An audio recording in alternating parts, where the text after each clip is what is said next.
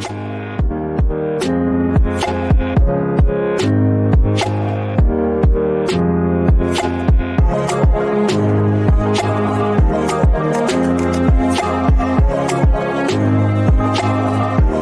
time for the Severe MMA Preview Show with Sean Sheehan, Spencer Kite, Harry Powell, and your host, Ian O'Neill.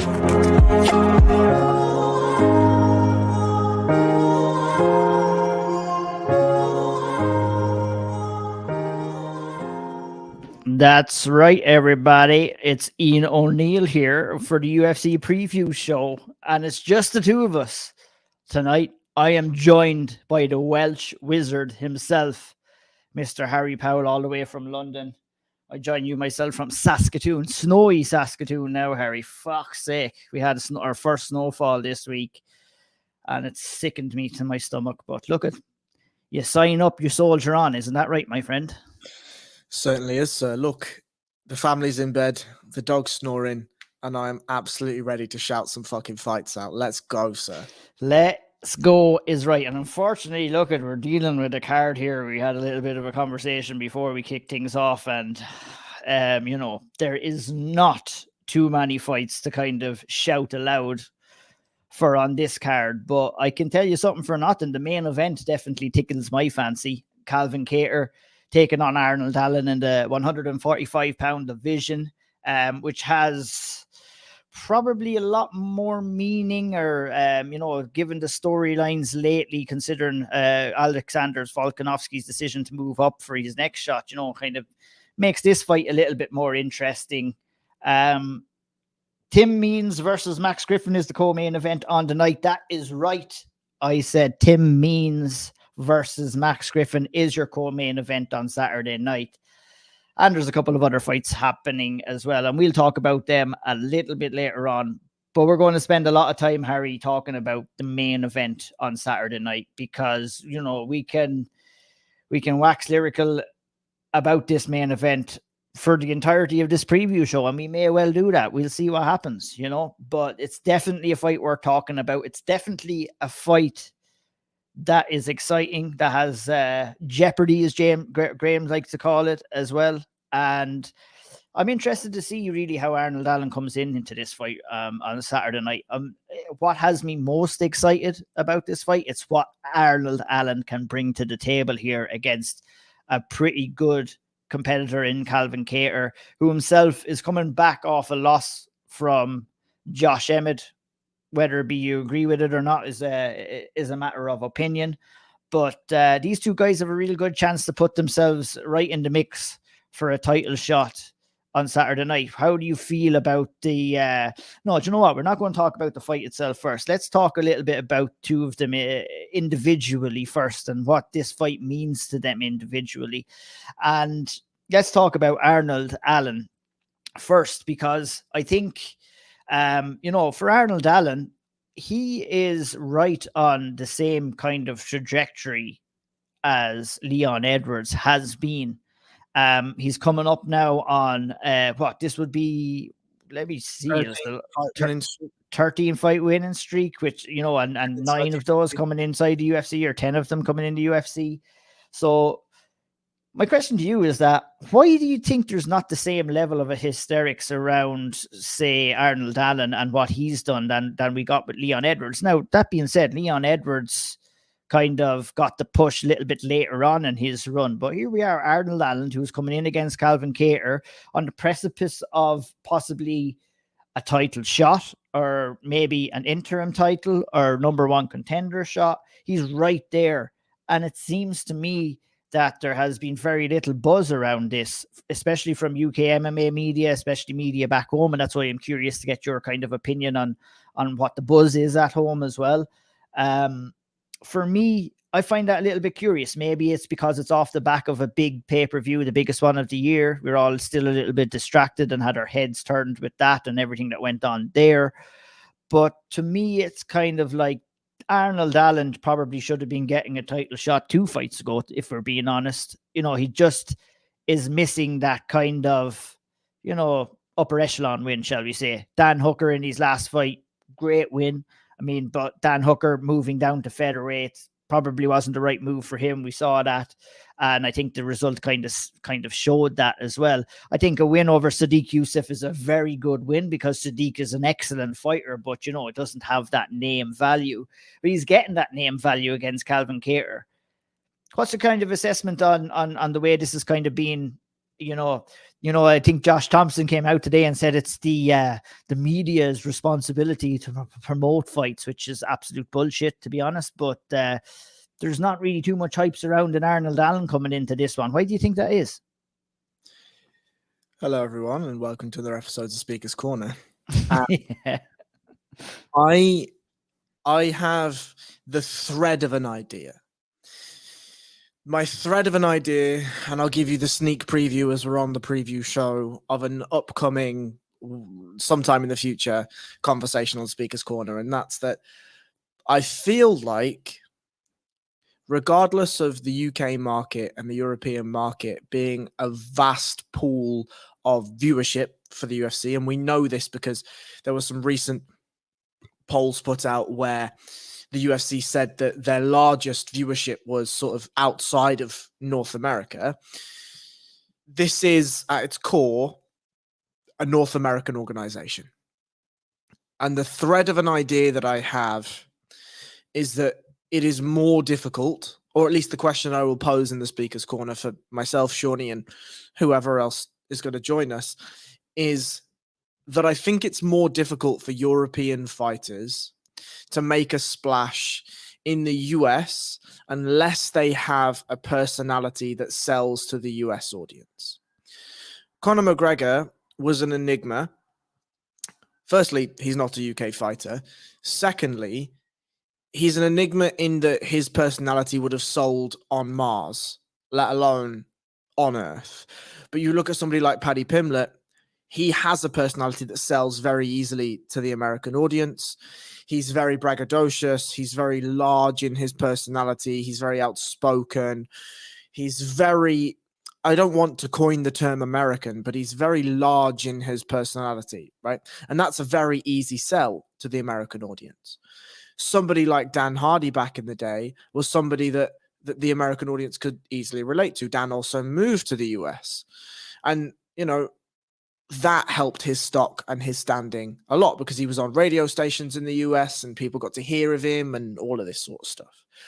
Bisping built a name as being the guy that couldn't win a title until he won a title. He's got a pretty good personality too, I would say, and talked a little bit of shit as well, I think, which might have helped him along the way. I agree, but his personality grew and his stock grew after he beat Rockhold, right? And that's, the title does that for you. So we look at some of the fighters that in the UFC right now: Nathaniel Wood, Arnold Allen, Leon Edwards before the title win, Jai Herbert, Lerone Murphy, Muhammad Mokaev. Now Mokaev is building a personality and is selling that personality quite well.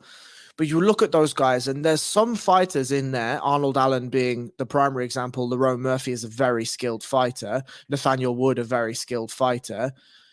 But they don't make splashes in the US audience like others do. Tom Aspinall, even. After all the push, the heavyweight push, the gargantuan push that the UFC put behind him, that personality that he has doesn't really sell to the US audience. What sells is the fact that he's 265 pounds and he can knock guys dead and take them down and finish them and do all of these things. It's not the personality that sells. And I think for Arnold Allen, the real difficult thing, especially in a division as stacked as 145, you have to have both. And if you don't have both skills and personality, it's very hard to get the recognition that other fighters can get. And let me explain that point. Max Holloway has a vast personality. He's got the Twitch side, he's got the dad side, he's got the blessed side, and then he has the fighting.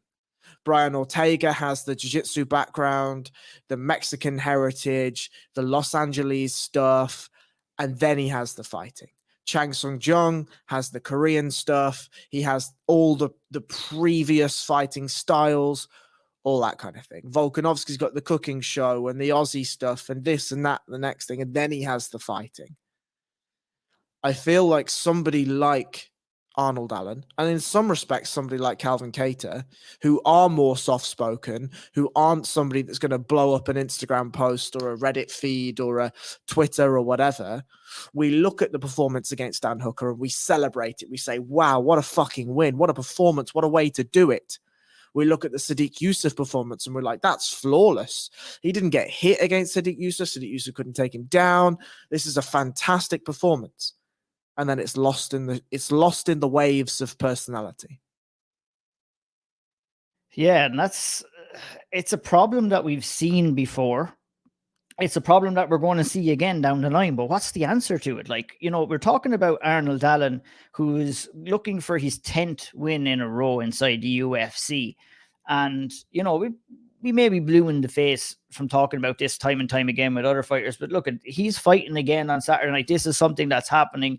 And this is something that I'm kind of observing, is that, you know, fighters, and it's been this way for the longest time, for as long as I remember. Go back to Tony Ferguson, go back to other people, I'm sure that I can't remember as well, who've had to win an obnoxiously high amount of fights before getting their chance at, you know, he's had to win 9 in the UFC before even getting a top 5 guy. And that to me is even a problem in its own right. What's the solution, Harry? Like, what's the solution here? Or is it just like, this is the way it is and you just got to keep fighting? I don't know. Like, do you have a solution? Is there a solution? The solution is fantasy. So the answer is no. Unfortunately, the UFC has changed its model. I think in part, having a personality was always going to get you places in the UFC. Let's take Brock Lesnar for an example. Comes in, has a massive personality, absolutely huge personality. Didn't need to win any fights before there was a UFC title. You know, I will be completely honest too. If Brock Lesnar entered into the UFC just looking as he did and was a mute, never said anything at all, I'd still watch that cunt fight. I'd still watch him fight. But you throw that personality on top of everything else, his athletic ability, how he looks, that superstar status, and that's why he got that superstar status. 100%. And if you're Arnold Allen, unfortunately, you have to do one of two things. And I spoke with Brett Johns about this in an interview recently. He was of the opinion for most of his career that he went in, he did his fighting, he won, he looked dominant, and that's what gets you up the echelons of the division. And that just isn't the case anymore, unfortunately. Maybe in other promotions it will be, but in the UFC, it's not. You have to have both.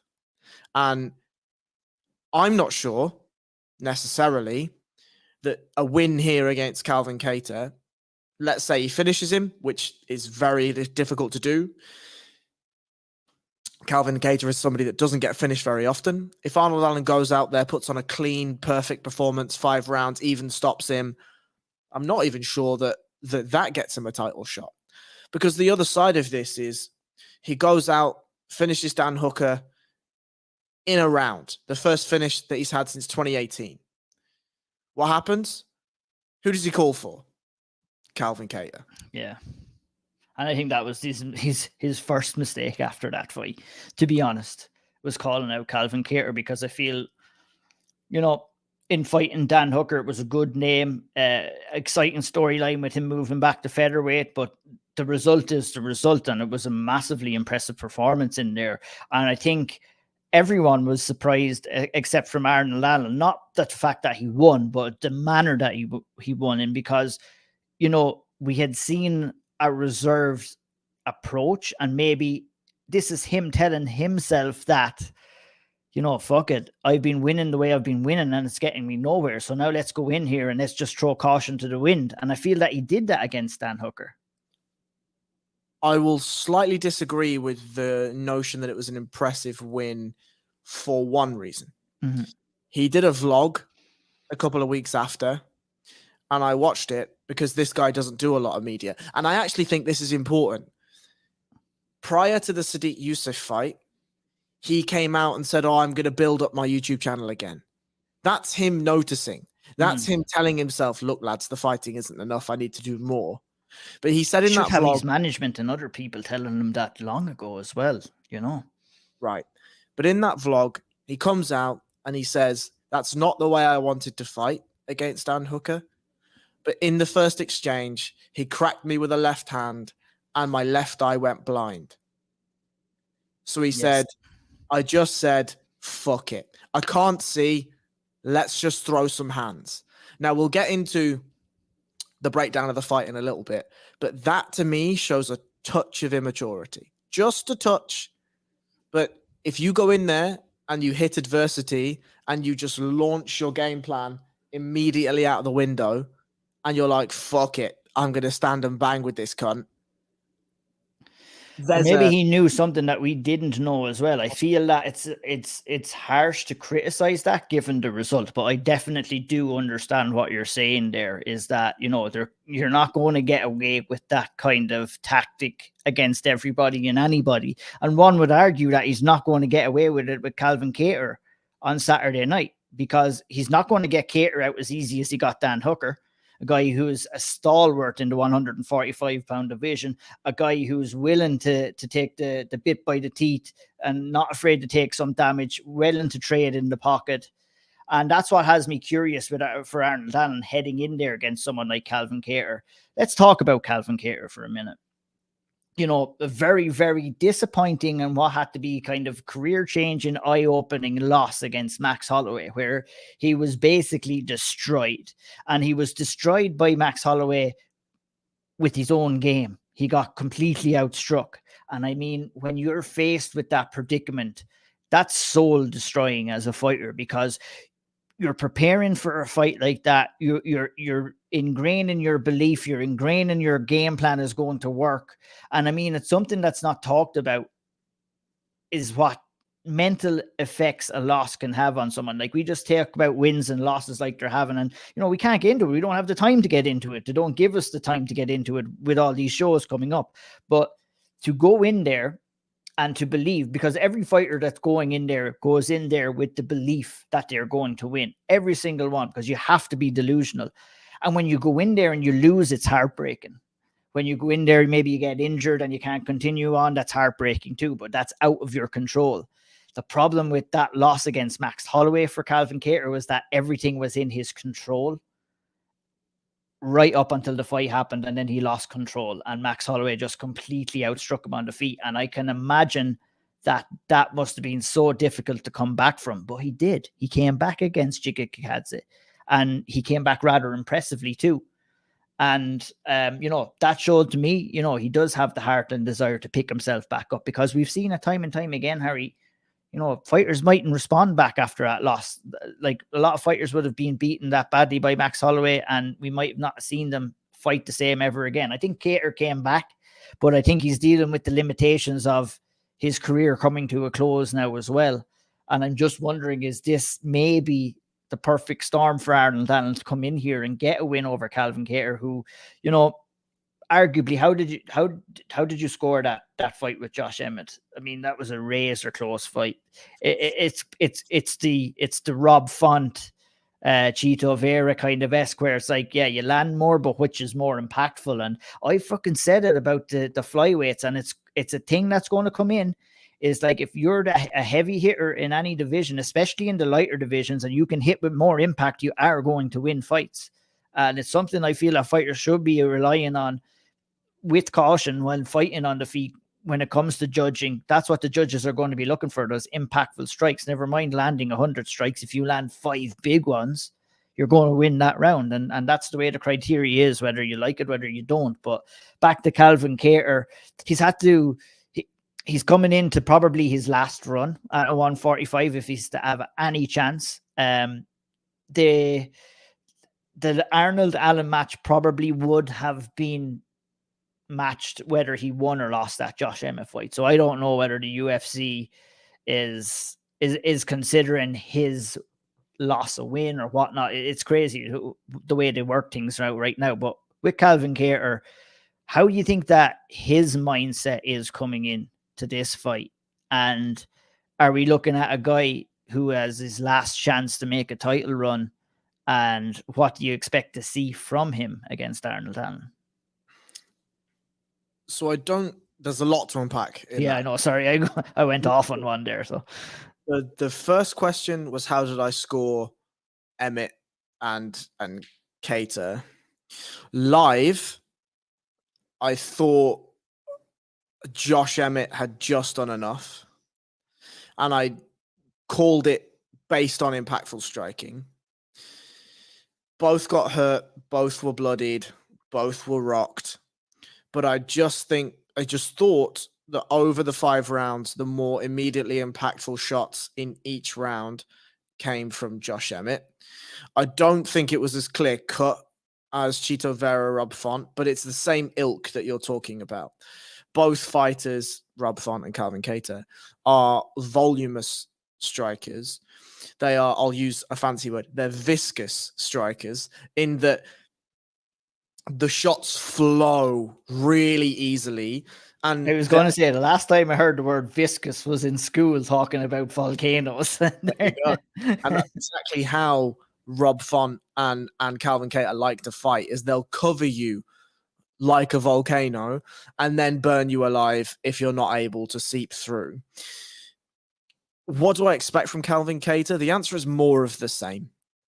I think Calvin Kattar understands and would be able to, on the microphone after a win, turn around and be like, I just turned away a kid on a 13-fight, 12-fight winning streak, 10 fights inside the UFC. Give me a title shot. That fucking Josh Emmett fight was close. We all know. I think I won. We all think I won.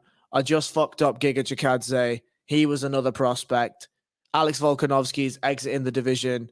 Give me that fucking title shot. Give me that Max rematch. Don't do that fight. But, you know, that's the call out, right? The call out is whoever you're putting on the other side of that title, I'm the other name. Fine. What do we see from his... What do we expect from him as a person, as a mentality? I just don't think we can know. He's 34 now. And as you say, taken a lot of shots. I'm just going to read some stats out. As I said, I'm not a stats man specifically. I think it's very important. You're leaning on the stats a lot more now. I like it. It's true. No, it tells a story. The stats tell a story. All right, The we can stats look at the stats after the fight, but just don't look at them during the fight because they matter fuck all. 100%. Strikes absorbed per minute for Arnold Allen, 2.22. Respectable. Strikes absorbed per minute for Calvin Kattar, 7.15. Now, that's a lot. Now the differential in competition is going to add to that and kind of big it up a little bit. That, but Max Holloway put 450 strikes. Holy shit, Max! That's the Max Holloway stat, then, isn't it? Right. So that fight is certainly skewed by Max Holloway. However, Dan Ige hit him with 84 strikes. Giga Chikadze put 128 on him. Josh Emmett put 107 on him. So that's a lot of shots. Just to put that into perspective, the only person that Arnold Allen has hit over 100 times is Gilbert Melendez. Right? Yeah. So we learn from this that Arnold Allen doesn't throw a whole bunch, but when he throws, he's relatively accurate, and we know that wins him rounds. If we look at the takedown averages, 1.41 per 15 minutes for Arnold Allen with a 50% takedown accuracy, solid enough. 0.44 for Calvin Kattar per 15 minutes, basically meaning that he never ever throws them. Mm-hmm. And his takedown accuracy is 29%. However, his takedown defense is 91%, having only been taken down twice in his UFC career, once by Zabit Magomedsharipov and once against Chris Fishgold. So I think this leads us to a foundational picture of how the fight may look. And I think from Calvin Kattar's perspective, the big thing that's going to be a consideration here, and I'll pass it over to you with this one, is to me, Arnold Allen is a close enough style to Josh Emmett. Sits low in his stance, big shots, can do a bit of the wrestling if he needs to. The difference is Arnold Allen is a southpaw. Indeed. And let's talk about the fight. Let's talk about how they match up.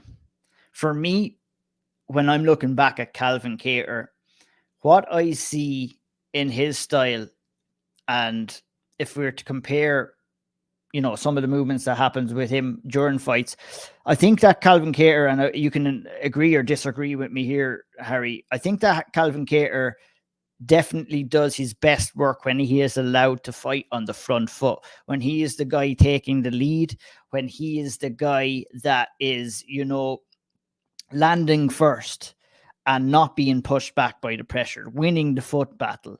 And, generally speaking, that's a fairly common thing that many fighters will be looking better moving forward or moving back. But when I see him moving back, I see a lot more struggle. I see a lot more panic. I see, him not necessarily being happy with that scenario. I think he wants to fight on the front foot. He wants to be this bully. And I think that fight with Giga Chikadze was the perfect one, because Chikadze came in and tried to be that. And Calvin Kattar was like, not today, son, not today. And he just, it meant where we had these wild exchanges, but Calvin Kattar is willing to do that in order to come out on the other side in the front foot, or to come out on the other side on the back of that exchange on the front foot. And I'm very curious to see how Arnold Allen does with that, because I feel that that's going to be an important factor in this fight. Obviously, Arnold Allen came out this week and he says that he's more diverse than Calvin Kattar. And I would have to agree with him. Would you agree with him when he was saying that as well? Yeah, I would agree with him too. But you know what? You can be more diverse, and you might not be able to find ways to use that diversity when you're in there. So he's going to have to find ways, because Calvin Kattar has been in there with the best guys. Look at stylistically, he's been matched up with guys that like to stand and bang. And he's had a mixed bag. His last 6 fights, he's gone 3-3 with losses to Zabit, Max Holloway, and Josh Emmett, and wins over Jeremy Stevens, Dan Ige, and Giga Chikadze. That shows to me he also only loses against high-level, top-level guys as well. And with the ability that, he can win and lose against top-level guys. But most of his losses are, with the exception of a couple ones that early on in his career, are generally against high-level competition. And they're unanimous decision, they're split decision. So he's hanging in with their guys. This tells me that, Arnold Allen is going to have to prove to himself, and is going to have to prove to everybody else that he is an elite level competition, or he's an elite level athlete and an elite level fighter. And, I don't think he's fully proved that yet. It's not his fault that, he's had to fight 9 times and not being given the chance. And, stemming back to Islam Makhachev, we were saying the exact same things. It was kind of like, if you don't know, well, now you do know. And it might be that case for Arnold Allen coming in against Calvin Kattar on Saturday night. When the two of these guys face off, what are some of the strengths and weaknesses that you feel both fighters should be looking at when they do eventually face off? So I'll start with the one that I've thought the most about, and that's, what does Arnold Allen do in this fight? And I think, actually, for somebody like Arnold Allen, this type of pressure fighter could be a perfect remedy for the way that he fights. So in Southpaw, if Arnold circles his way counterclockwise around the cage, that forces one of 2 reactions from Calvin Kattar. The first is that Calvin follows him, right? Which allows Arnold to throw his jabs and maybe take a step either into the inside of the octagon, which forces Calvin Kattar to square up, which allows the left hand to come. Or he can look to find an angle as he's flowing around that counterclockwise shape and land his left hand. If Calvin Kattar squares up and tries to cut the cage off on Arnold Allen, well, then he has left high kicks and he can just stick him with the left hand immediately. The other side of that is, if Calvin Kattar begins to chase aggressively, the hips will be available, and Arnold Allen will already be near the cage and can quite easily turn Calvin Kattar into a clinch situation, do some of the wrestling, do some of the grappling. We know that Calvin Kattar is somebody that has an insane gas tank, gets better as fights goes on. We saw in the Magomed Sharapov fight that in the first round, Sharapov was dominating Kattar. And by the end of the third, we were screaming for 2 more rounds because it looked as though Magomed Sharapov had drained the tank and that Calvin Kattar was just getting started. For Calvin Kattar, I think he has to find a way to dissuade Arnold Allen's backward pressure. And this, to me, is a difficult thing to match because for Arnold, all you have to do really is allow Calvin to pressure, stick him with 5 or 6 really hard left hands, maybe chuck a takedown or at least a couple of takedown attempts in there. And now Calvin Kattar coming into the second or the third is questioning how viscous can I be in my forward pressure, because I know that I'm running into these right hands or left hands or check left hooks or uppercuts or teep kicks, or he's looking at single legs, he's looking to double leg me, he's looking to push me against the fence. Like he said in the pre-fight interviews that he was more diverse and he's showing it. What do I do now? And it seems from history is that Calvin Kattar just does the same thing. And he tries to ramp up the pressure and he tries to run you over. Well, if Arnold Allen is able to stick with him, and these are 2 of the biggest questions I have for this fight. First main event, first 5-round fight in a long time. How does Arnold Allen look?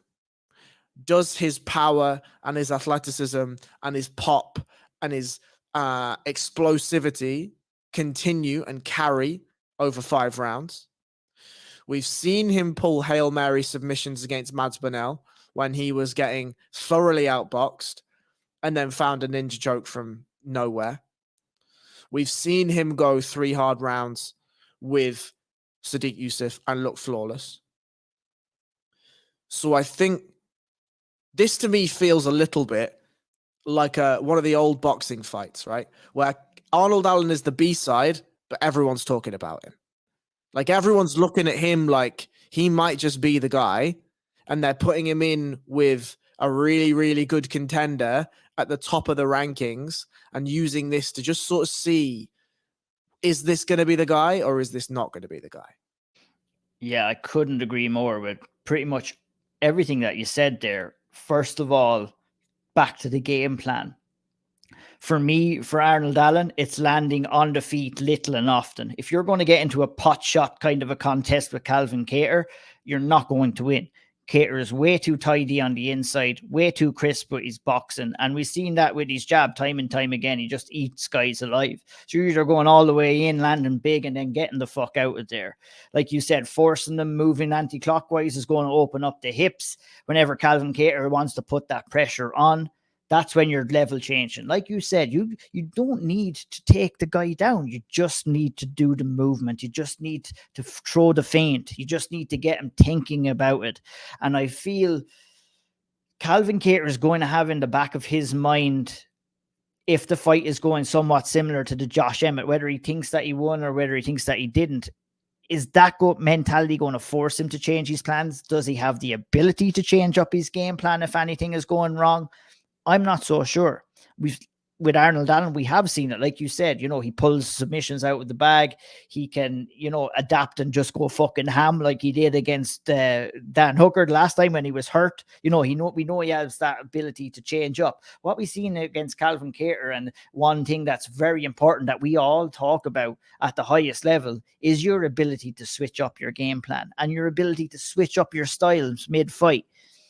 Calvin Kattar stood in front of Max Holloway for 20-25 minutes and just kept eating shots and didn't change a thing. And that to me raised the big alarm. And I think that, Calvin Kattar can go in there into this fight and fight the way he always fights and get the win. But I feel he can only do that if Arnold Allen allows him to do that. And if he doesn't allow him to do that, it could be trouble. Can I ask you a question about damage? Calvin Kattar We talked about it in the stats previously. Calvin Kattar has taken an exorbitant amount of damage in the last few fights. And let's just talk about that. So the Dan Ige fight was a bit of a war.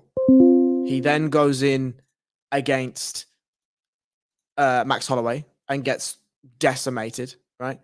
He then goes in against Giga Chikadze, and it's a bit of a war. Yep. He then goes in against Josh Emmett, and it's an absolute war. Mm-hmm. He's been banking on not only his skill set, but his toughness and his chin for a considerable amount of time at 36 years of age. How long does that last? In between all those fights too, you've got training camps, you've got sparring sessions. It's only a matter of time, Harry. That's the answer to that question. You go 5 rounds with Josh Emmett and take his best shots. I'm not willing to say his chin is gone coming into Arnold Allen, but he could go in and he could get clipped and he could get knocked out. And just like that, your chin is fucking gone. And we've seen it time and time again. You know what I mean? It's like, we don't know these things. He doesn't generally get wobbled or rocked in fights either. He doesn't showingly get wobbled or rocked. He does get hurt. He was hurt numerous times in Max Holloway, and I assume against Josh Emmett he was hurt numerous times too, but he doesn't visibly show it. So that means he has somewhat control over the damage that he's taken as well, which is a good thing, because when your chin starts to go, a jab is kind of making you flash, and you can see that reactions from fighters. I don't think Calvin Kattar is there, but it doesn't take too much for it to happen. And I'm not saying that it will not happen. I would be mildly surprised if it happened against Arnold Allen, if he got sparked out. If Arnold Allen stopped him, TKO'd him, yeah, that can happen, to anybody. But it's something that we're going to be talking about pretty soon with Calvin Kattar. It's only a matter of time, because there's only so much that your chin can take. There's only so much damage you can take, and your lifespan at the top of the division is very, very small, especially when you're fighting the elite level guys who can get off those shots. And that we've seen that the stats prove that he's been eating lots and lots of shots. And you know what? Something that Arnold Allen is going to have to get used to too, when he's going to be fighting top level competition as well. But luckily for him, he's at a different stage of his career, and he doesn't rely all that much on his toughness to get him through fights. Maybe apart from the last fight, he had to tough that one out for sure. But this is a kind of a thing where it's impossible to kind of say until it happens, and then when it happens, there's nothing you can do. There's no turning around. It's anybody's guess. It could happen this fight. It could happen the next fight. He's going in there against killers, and it's only a matter of time before his chin goes. So be interesting to see. Do you expect this to be primarily stand-up battle? Do you expect Arnold Allen to go in there and mix up his striking and his grappling? What's your prediction for the fight? So I just want to touch on the Arnold Allen Dan Hooker fight one more time, just because I think this is a good point to do it, and then I'll answer those questions.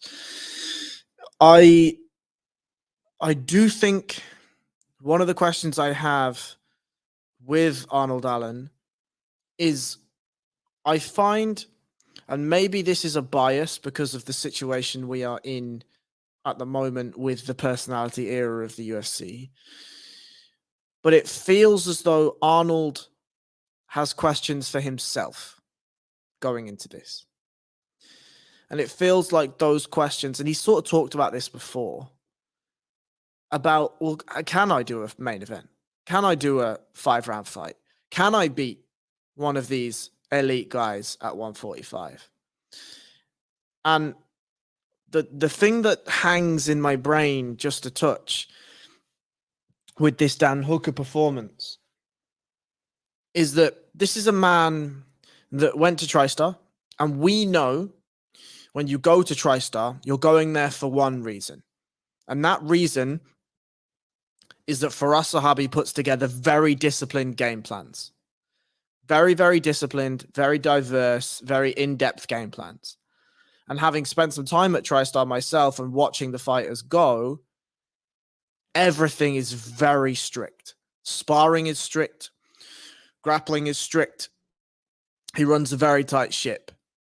And when you go out there to fight, you are expected to fight within the confines of your game plan. Well, in that Dan Hooker performance, and coming from the horse's mouth himself on the vlog, he says, I got clipped. I was blind in one eye. So I just said, fuck it. I'm just going to chow down on this dude's fucking face, and I'm going to see who falls first. Now, maybe that's a product of it being UFC London, the fights that had gone before him, and everything else, right? Maybe, possibly. But to me, that smacks a touch of a lack of maturity and a lack of being in that situation before. Is he going to make those same choices again? Should Calvin Kattar force him to face some adversity? That's a big question for me. Now, how do I see the fight going? You kind of said it before.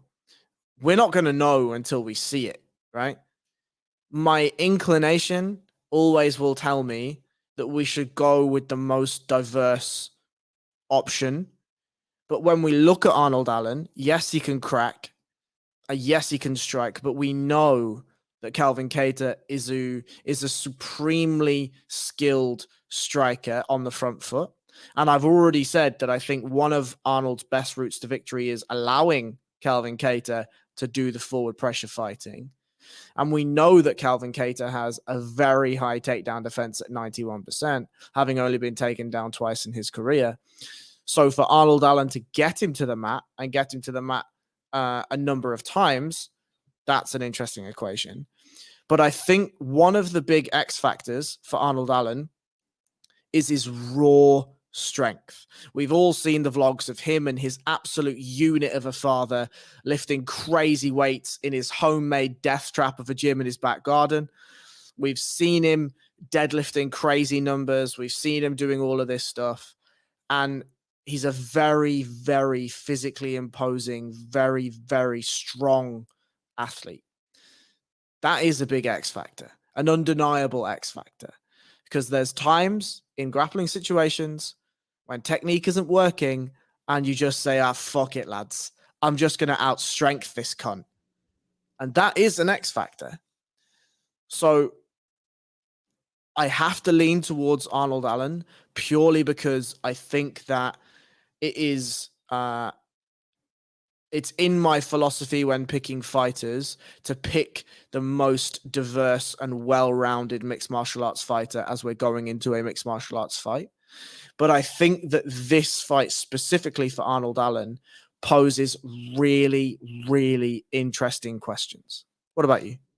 Yeah, I'm kind of along the same lines again. If I was probably to give it a kind of prediction right now, I'd probably be leaning towards an Arnold Allen decision for many of the reasons that we discussed already tonight. Diversity, strength, having the grappling in their back pocket. Having grappling in your back pocket is good, and I think we must remember the key here is, it's not about getting Calvin Kattar down, essentially, but it's definitely implementing their grappling so that he's thinking about it. And ultimately, that will take away from his game. It's going to take him off his striking game. If he's worried about the takedown, you have the option of level change and coming over the top of overhands. It just, being able to offer that, I think, offers more avenues to victory. Questions about Arnold Allen, questions he has about himself. He's 28 years of age. He's coming into that period of time where he's going to find out a lot about himself as a fighter, and especially in this fight as well. I'm not willing to completely rule out Calvin Kattar. I think you'd be foolish to rule him out. I think he's still a very, very good fighter. I think the durability is still up there, although it is teetering on the brink. But ultimately, all roads lead to an Arnold Allen victory for me on Saturday night. And maybe we'll briefly discuss what would be next for the winner, whoever takes home the win on that fight. Look at what should happen and what will happen may be a conversation for another day. What would you like to see happening taking in the reality of the situation that we're dealing with right now with Volkanovski moving up to the lightweight and challenging there, with a win there, is he going to want to cut down that weight? If he does, now that's a tall ask, a win against Islam Makhachev. But basically what we're facing now is the title being busy for probably a year, maybe longer, a year and a half. They're not going to be fighting until next February. Then it's going to be another 3 to 4 months after that. So you could be talking about next summer. Should we be introducing an interim title? Should we leave the interim title by the wayside for now and, just have a 5-round number 1 contender fight? What's your opinion on what should be next for the winner of this fight? So I think it's important that the title keeps moving. I think for the freshness of the division, it's important that the title keeps moving. We don't yet have solid clarification from Volkanovski that he is 100% moving up. I know that he said he wants it. He's gotten in the cage. He's done the face-off, yada, yada, yada. But we haven't had him explicitly, at least to my knowledge, come out and say, I am moving to 155 to challenge Islam Makhachev for the title. Well, I think the seed that they wanted to sow was having him in the backup as the backup. You further double down on that by having him at the vent, and I think you triple down on it by bringing him into the cage. My analysis on all of that, I'd be more surprised if it were not to happen now at this stage than if it were to happen when you have Volkanovski saying it, Makhachev's team saying it, Dana White saying it. Those are the 3 major factors in making it happen, really. The subsidiary point, though, is he hasn't mentioned what happens with the 145-pound belt. He hasn't. He says he wants to move up and down. That's what he's saying. Now, easy to say. Conor McGregor said the same thing as well. Well, that didn't happen at all. He didn't defend the belt at all. Easier said than done. The one thing that Dana did say is that he has no interest in doing an interim title. If it's me, I'm going to say to Alexander Volkanovski, pick a division. If you'd like to move up to 155, no bother whatsoever. Go to 155, we'll give you the Islam Makhachev title, no problem. And then I do Yair Rodriguez and whoever, or Max Holloway and whoever. That's the fight, right? That's the fight. Whether there's a Josh Emmett, Arnold Allen inside there, I don't really know. For me, I think if Josh Emmett wins, he probably needs another. So whether it's a Brian Ortega when he comes back from shoulder surgery, whether it's a Yair Rodriguez to find out who's going to fight Arnold Allen, fine with that. If it's a Yair Rodriguez to find out who's going to go for the title, that's fine. If Arnold Allen wins, I think it's him and a Yair or him and a Max. I think that's the fight. Yeah. I originally just said, fuck it, create an interim title and let 2 other people fight for it. Sean and Spencer had the argument that it may devalue the title a little bit, and I don't disagree with that at all entirely. I mean, the interim title is there for leverage, it's there for promotion, but more importantly, it's there for pay as well. And I mean, that's why I would like to see it introduced in here as well, because it's not anyone's fault in the featherweight division that the champion is busy doing other things. So let's introduce that belt. Let's give someone a chance to fight for it and to earn some money from it too, hopefully. So that would be my main argument in introducing an interim. Okay, it devalues the belt. Well, I don't know. Don't announce the interim title until after Volkanovski fights. Then, I mean, did it devalue Francis Ngannou's belt when they introduced the new title after 3 months? It certainly did, but by the time the fight came around, no one gave a fuck about that in reality.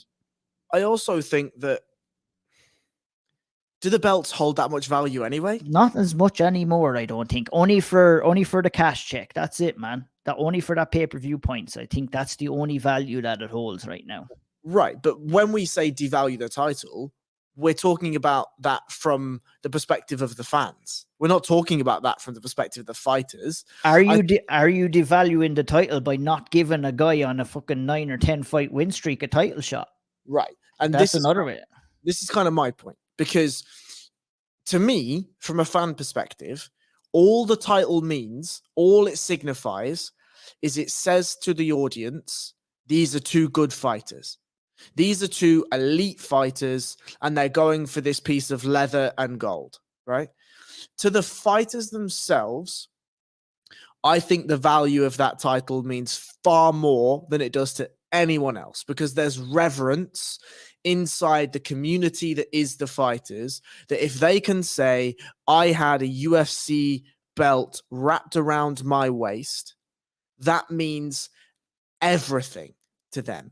For the large proportion of fighters that are fighting, both outside and inside of the UFC, getting to a championship title is the entire reason they're doing this. One, because that means that they have gained their athletic dreams, which is to be a champion in a promotion, but also their financial goals, because having a title generally equates to more money, as you've already said. Now, in terms of the interim titles, personally, and this is my own bias, I am aware of that, but personally, I would like to see way more interim titles when we have a logjam up top, simply because it means that fighters get paid. And if that's the golden ticket we need to get fighters paid, let's see more interim titles. If it's also a signifier to the fans, by the way, this interim title means two elite fighters are fighting, then put the interim title on. I don't give a fuck. I don't feel like the UFC strap means as much, as you already said, as it used to the fans. And I think that's because they are now expecting a title on every single pay-per-view card. So if there's a title on every single pay-per-view card, well, now it's just commonplace to see a title. It's commonplace to see something wrapped around somebody's waist. That removes the reverence already, because it's now a routine. 12 times a year, we see a title move hands. 100%. I couldn't agree any more when it comes to the title picture there. I think we're both unanimous saying that we would like to see the introduction of an interim title. If not even, no, maybe it was Spencer saying it devalues a little bit. I think Sean was actually going completely the other way around and saying that, why don't we introduce a title here on Saturday night as is? He wanted it introduced last Sunday. Fuck it, I'd be all for that too. But at the very least, I feel the winner, if it's the winner of this fight, should be fighting for an interim title next. I think this is the fight to decide who's going to go in there. And I would likely say that Yair Rodriguez is going to be the other guy on the other end, while Alex Volkanovski goes and sorts out his other shit. And look, it'll be interesting to see what happens.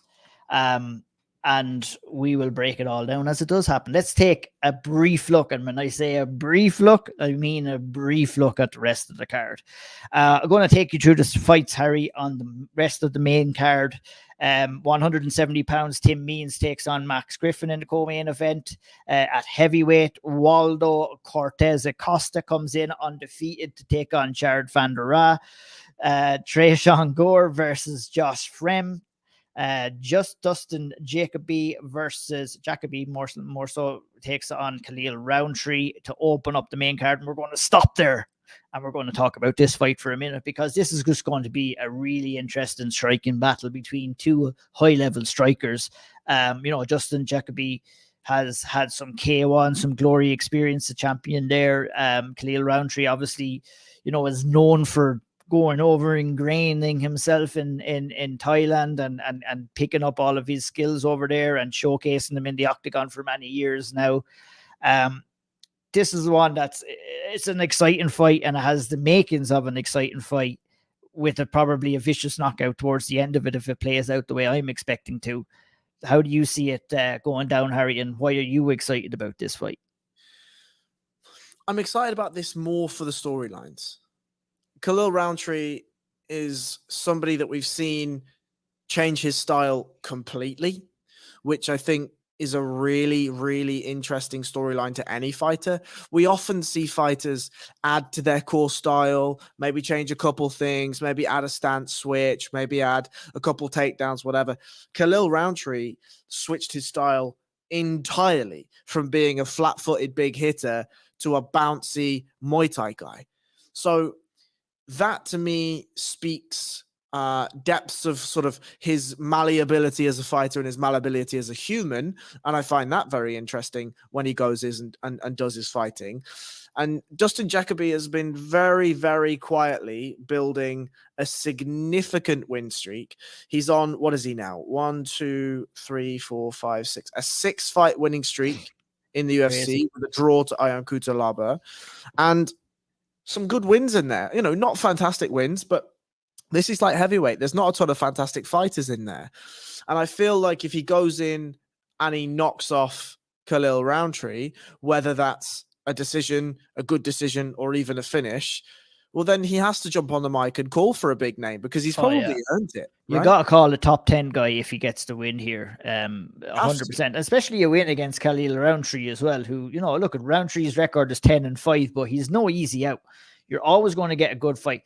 He has been known, you know, I think Khalil Roundtree, you know, we talk about time and time again, likes to be the hammer, doesn't like to be the nail. And I feel that he's going to have to face being the nail in this fight. And if he's not willing to face it in this fight, he's likely going to lose. He'll likely either shut down or he'll likely either get knocked out or finished. And that's probably what I think probably the second scenario there is probably the most likely, unfortunately for me. In that fight, we moved down to the 185-pound division in the opening fight on the prelims. Roman Dolidze is back in action. We have not seen him. We've seen him earlier on this year after a little bit of a layoff and 3 cancelled bouts. He came in and took out Kyle Dawkins relatively easily and surprised me, and is a guy that we need to keep an eye on in the middleweight division. I think, you know, has the style there that can really make waves and can make life awkward for a lot of guys. Comes in, he takes on Phil Hawes. Phil Hawes, who we've seen blown hot and cold inside the UFC, very athletic, very strong, got some good knockout power. He came back he's coming in here and he's facing a massive, and I'm going to say massive step up in competition after going in there and wiping the floor with Deron Wynn, who offered him nothing in that fight. Well, Roman Dolidze is going to come in there. He's going to get in your face. He's going to land big shots. He's going to try and grapple you, make life awkward for you. And I'll be interested to see how Phil Hawes does when it comes to that. How do you see that fight going, Harry? Again, I'm going to turn to the stats to give us a foundational understanding of the fight. Yes. The really interesting one here is Dolidze has a 37% takedown defense, which tells me when you look at somebody like Phil Hawes, who, by the way, throws quite a few takedowns in there, both of these gentlemen have a high amount of takedowns. Phil Hawes has a 100% takedown defense. So in the UFC alone, never been taken down. Takes Julian Marquez down once. Takes Nassourdine Mavov down 4 times. I think that was probably his best win, I think. By a country mile. Yeah. Goes in, takes Deron Wynn down and just, you know, does the smashing. And remember the level of wrestling acumen for Deron Wynn. I think this is probably going to play out on the feet, if I'm honest. Both guys, I think, are going to respect their grappling. I do feel if it gets to straight wrestling and not clinch wrestling, then Phil Hawes will probably manage to get Dolidze to the ground. But we know that Dolidze has an insane clinch game. So if I'm Dolidze, I am allowing Phil Hawes to shoot on me, or I'm trying to keep it in the center of the cage. I'm getting my underhooks, I'm dragging him up, and I'm forcing him to clinch with me. I'm forcing him to take those knees. And as he exits from the pocket, I'm smashing him with elbows. I'm throwing my kicks, and I'm staying long and leading him onto strikes. But this should be a fun one. It should be a fun one. Yeah, indeed. I'm looking forward to that fight. I think it's a great matchmaking, great stylistic matchmaking as well. And I'm sure it'll be fun to look at. Moving on down the fight below that, I guess we have to shout out Andrei Arlovski, who in the tail end of his career is going for his 5th win. Or no, he's going for his 5th win in a row. Yeah, for sure. And I kind of said before, it just kind of tells the tale about this card. We have Andrei Arlovski in chase of his 5th win in a row. on the prelims card, and we have Jared Van Der Ra on the main card chasing his 5th loss in a row. I was like, can we not change these two boys around? But obviously they're trying to get that Waldo guy a win over Van Der Ra. So look at, shout out Andrei Arlovski, still doing the damn thing. He's 43 years of age, still winning fights in the UFC. All credit to him. And he's got a good chance against Marcos Rodrigo de Lima here in this fight as well. Look at, I don't think you're going to be watching an exciting fight here. Andrei Arlovski has kind of settled into kind of outpointing heavyweights now at this stage, where he's not willing to kind of let loose on his striking all that much, because he's likely getting knocked out if he does do that against the heavyweight guys. Marcos Rodrigo de Lima, you know, decent enough heavyweight too in his own right. This will be a huge opportunity to take out a legend for him. He'll be disappointed after his last loss earlier on this year against Blaga Ivanov. Interesting fight in the heavyweight division, and that's about it. Before we wrap it up, Harry, I want to talk to you about Chase Hooper and what this fight with Steve Garcia means for him. You know, we've seen, shout out to Spencer too, Chase Hooper's fighter to watch this week. He's never too far wrong, is Spencer Kite, when he gives us a fighter to watch. And I definitely think that Chase Hooper fits that bill this week as well. Looked very good against Felipe Colares, and for the very first time in his UFC career, actually surprised me with what he offered in that fight as well.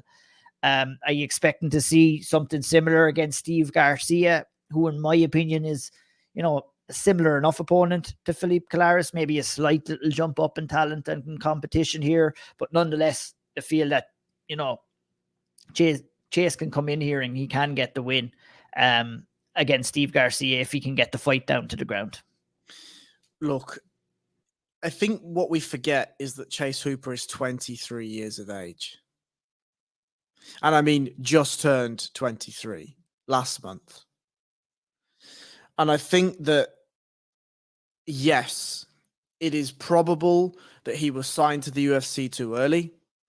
Yes, it was probable that the skills needed a significant amount of work. And we saw that, and we have seen that, and we've continued to see that. And they still do. It's still a work in progress as well for Chase. Right. But he should have been matched like Paddy Pimblett has been. And he should continue. And I think the UFC now recognize it, right? After the Alex Caceres finish, he goes with Peter Barrett, who is about his level, struggles on the feet, manages to pull out a heel hook. The Steven Peterson loss was a pretty terrible one, to be honest. Now he goes in against Felipe Colares roughly a year after the Steven Peterson loss and comes in and actually shows improvements. We're now looking 5 months on from the Colares win. What else have we seen? That's the big question here. We know that if Chase Hooper manages to get on top in his wrist ride, hip ride, thigh ride positions, he's very, very dominant. Very dominant. But we know, and Charles Oliveira taught us, that having a specific specialism in MMA just is not enough. You have to be a generalist at this level of MMA, and you have to be an elite generalist at that. So if I'm Chase Hooper, I'm coming in here and I want the first round to just, let's see what he's got on the feet. Let's see what he's added. Let's see what he's doing. And then second and third round, if we need to, we can do the grappling things and we can get Steve Garcia out of there. But this and the next 3 fights for Chase Hooper should be exactly this level. And we should be finding out what he's doing in training camp. Oh, absolutely. 3, 4, 5 fights. I mean, 23 years of age. I think we finally seen him against Felipe Colares as a boy turning into a man, and where he's getting, his shoulders are filling out, his frame is filling out a lot more. He's finding that quote unquote man strength, if you want to call it that as well. And I feel that, you know, that was a real problem inside in these early days in the UFC, where he just was getting out strengthened and out muscled by maybe inferior opponents. But, you know, if you're stronger, you can kind of get out of a lot of predicaments inside the cage if you're stronger than your opponent. And yeah, I'm interested to see where he's progressed. For me, I may be throwing my striking out a little bit, but if the opportunity to come and take this fight down, I'd be doing it. I mean, you can test your striking out for meat when you're sparring. You'll find out stuff about yourself. I think it's important for him to go in there, maybe lean on it. And I don't disagree with you entirely. I mean, I feel for me where Chase Hooper is at, if he chooses to stand and bang, it's likely going to lead to more trouble, no matter who he fights at this stage. So what got you to the dance is your jiu-jitsu, is your wrestling. I think if the opportunity presents himself, you take him down, you try and pound him out, and you pick up another win. What about if we do it the other way? What about if we do it the Nurmagomedov way? So for 2 rounds, he takes him down, grinds fuck out of him, yes, wears him down so that he's got nothing left, and then he's like, "Oh, I tried this kickboxing thing. Yeah. What do you reckon?" Go in there and ally you Quinta him. That's what you want to do. Ally Quinta. Awesome. I really like, and you spoke very well recently on the Speaker's Corner about that and having to do that into your development of skills and who you match up. But I think, you should be doing that probably before you get to the UFC number 1.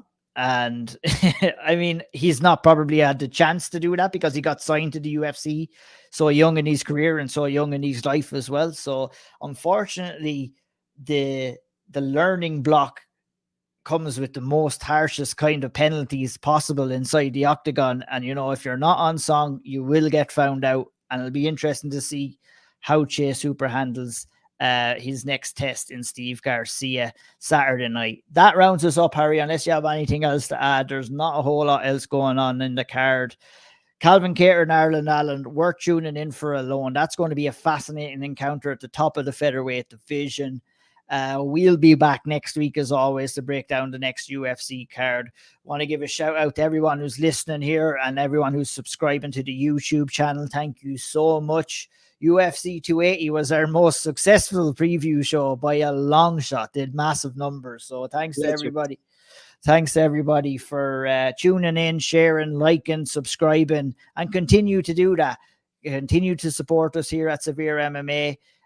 We'll be back every week with the preview show. We also have our Severe MMA Patreon up in the top corner there. You can scan that barcode. You can go over to Severe MMA Patreon where we've got tons of more content as well. Harry's over there with the excellent Speaker's Corner. We've got the Contender. We've got the Chasing Pack. We've got Hot Topic. We've got the Q&A with Shawnee. Bunch of shit over there for a real cheap price. If you're into MMA, you want to educate yourself on the fights, on the rules, on judging, that's where you need to be, over on the Patreon. Follow me at O'Neill MMA on Twitter and on Instagram at BJJ_Harry Powell on Twitter and Instagram as well. Check out Harry's Severe Spotlight every Monday morning. Check out his one-man boot show. Even if the fights are already done, go back and listen to him and see how right he is about all of his explanations on One Man Boot. Check out the Owl Triangle podcast as well, which is a new one out this week with Joe McColgan and James Sheehan. A really good episode this week. Check it out on the Severe MMA YouTube channel. Hit the like button, hit the subscribe button, follow Harry, follow Spencer, Sean, all the guys, Andy, Quilcha, everybody there. We've got a great team doing the right thing. Thanks to you all for listening again. This was the UFC preview show. We'll be back with you again next week to bring you some more thoughts and opinions on the next UFC card. Goodbye, good luck, God bless, and thank you so much for the support. We appreciate the